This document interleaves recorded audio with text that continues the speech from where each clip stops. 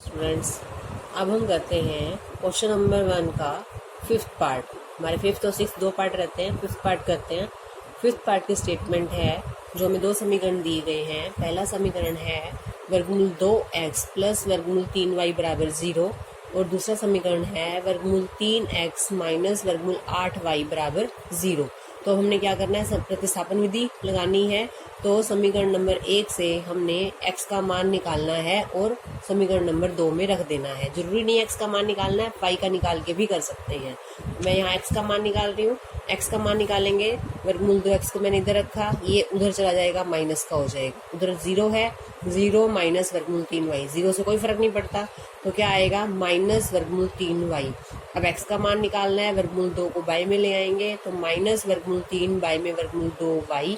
इस बात का ध्यान रखना है इस क्वेश्चन को करते समय कि जो ये वर्गमूल का निशान है ये x और y के ऊपर नहीं है, सिर्फ संख्या के ऊपर है, चर के ऊपर वर्गमूल नहीं है। और हमने किया हुआ है कि चर के ऊपर कभी भी बहुपद में वर्गमूल का निशान नहीं आता।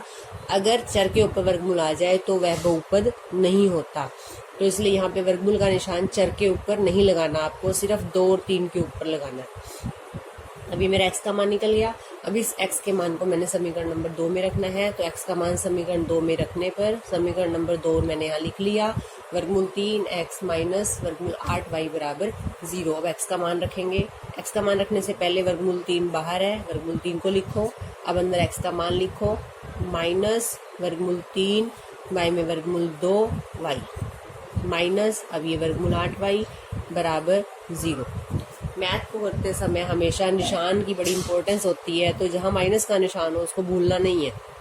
अब यहाँ देखो ये कटता तो है नहीं, तो क्या करेंगे, वर्गमूल 3 की वर्गमूल 3 से गुना।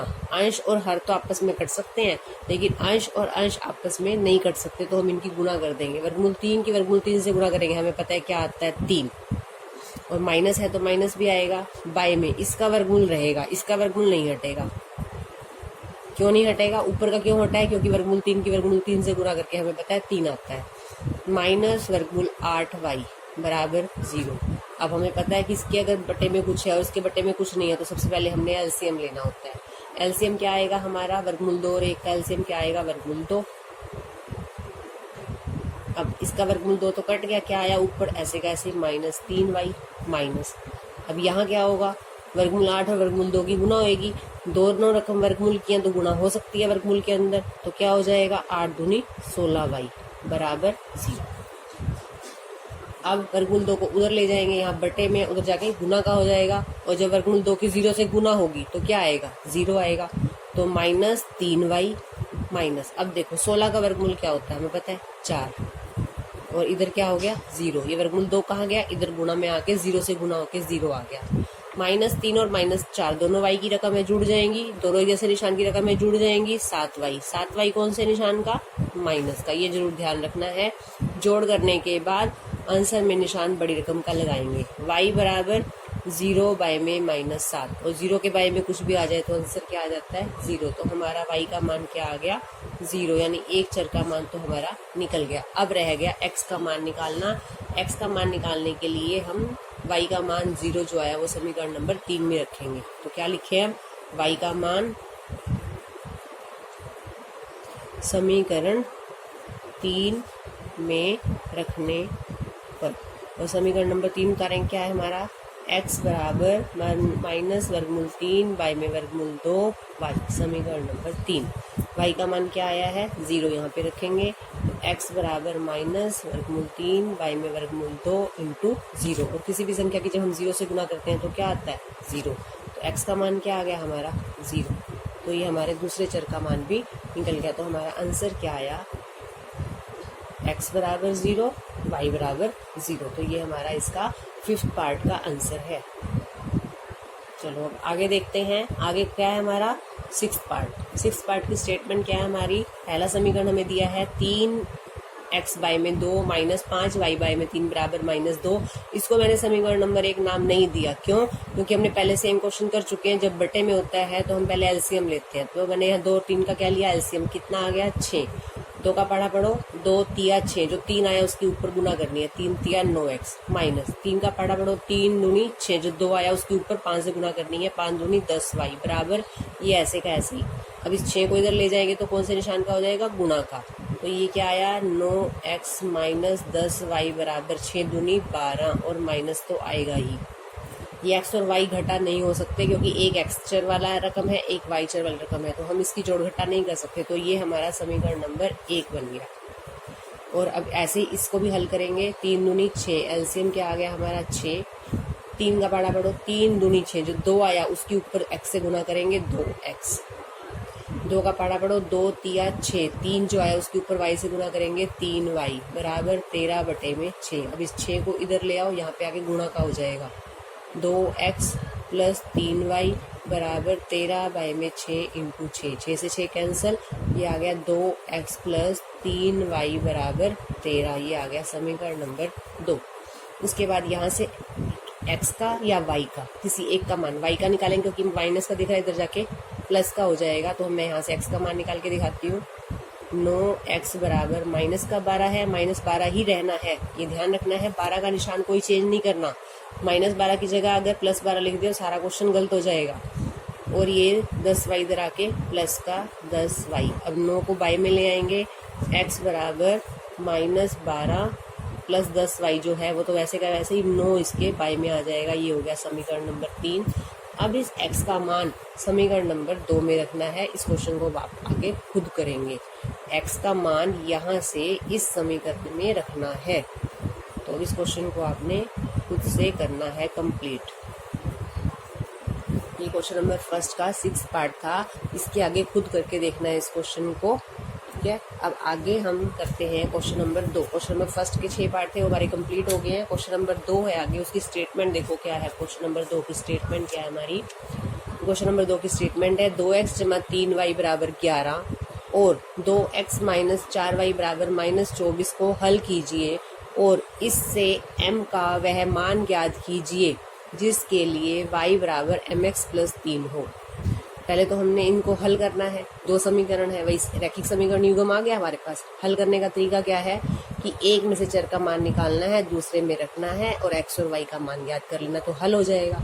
फिर हल होने के बाद हमें m का मान ज्ञात करना है ताकि y बराबर mx प्लस 3 हो। अब इसको देखते हैं कैसे करते हैं। तो उसके लिए सबसे पहले क्या करना पड़ेगा, x और y का मान निकालना पड़ेगा। तो समीकरण नंबर 1 और 2 मैंने यहाँ लिख लिए हैं। तो समीकरण नंबर 1, समीकरण नंबर 2, यहाँ से हम x का मान निकालेंगे। x का मान निकालने के लिए हम 3y को इधर ले आएंगे और माइनस का 3y हो गया। 2x बराबर 11 माइनस 3y, x का मान निकालना है तो 2 बाय में आ जाएगा। ये हो गया समीकरण नंबर 3, x का मान निकल गया। अब x का मान कहाँ रखना है, समीकरण नंबर 2 में। x का मान समीकरण 2 में रखने पर, तो समीकरण नंबर 2 उतारते हैं हम। 2x माइनस 4y बराबर माइनस 24, x का मान रखना है 2 इंटू 11 माइनस 3y बाई में 2। जो x का मान ये पूरा है वो मैंने यहाँ रख दिया x की जगह, माइनस 4y बराबर माइनस 24। ये 2 से 2 कैंसिल हो गया, क्या आया 11 माइनस 3y माइनस 4y बराबर माइनस 24। आप बताओ क्या हो सकता है, दोनों y की रकम दिख रही है, जुड़ सकती हैं, क्या हो जाएगा 11 माइनस 7y बराबर माइनस 24। किसको लेके जाना है इधर, 11 जो बिना चर की रकम है उसको। लेकिन उस समय क्या ध्यान रखना है कि ये 7y माइनस का है तो ये माइनस का 7y ही लिखा जाएगा।